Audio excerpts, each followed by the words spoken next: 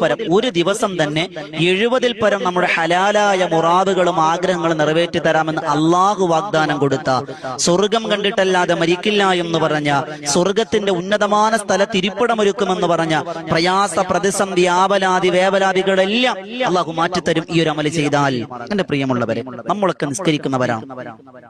ഫർള് നമസ്കാരം കഴിഞ്ഞ് എല്ലാ ഫർള് നമസ്കാര ശേഷവും ഈ പറയാൻ പോകുന്ന ഒരു സൂറത്തും 5 ആയത്തുകളും നിങ്ങൾ പതിവാക്കിയാൽ ഉറപ്പായും നിങ്ങൾക്ക് കിട്ടുന്ന പ്രതിഫലം എന്താണെന്നറിയോ? ഒന്നാമത്തത്, നമ്മൾ നേരത്തെ പറഞ്ഞു 70 പരം ആവശ്യങ്ങൾ അള്ളാഹു നിറവേറ്റി തരും. ആ ആവശ്യത്തിൽ ഏറ്റവും ചെറുത് നമ്മുടെ പാപങ്ങൾ അള്ളാഹു പൊറുക്കുന്നതാണ്. സുബ്ഹാനല്ലാഹ്. അള്ളാഹുവിന്റെ അർശുമായി കണക്റ്റഡ് ആയ സൂറത്തും ആയത്തുകളുമാണ് ഈ പറയാൻ പോകുന്നത്. ഈ മലക്ക് അള്ളാഹുകാരൻ കഴിഞ്ഞു ഫർള് നിസ്കാരം കഴിഞ്ഞിട്ട് ഒരു സൂറത്തുൽ ഫാത്തിഹ പാരായണം ചെയ്യണം.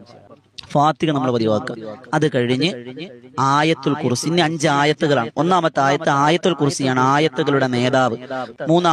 മൂന്നാമത്തതിൽ ആയത്തിൽ രണ്ടാമത്തത് സൂറത്തുൽ ആലി ഇമ്രാനിലെ 18, 19 ആയത്ത്. അത് കഴിഞ്ഞ് ആ സൂറത്തിലെ തന്നെ, ഏത് സൂറത്ത്?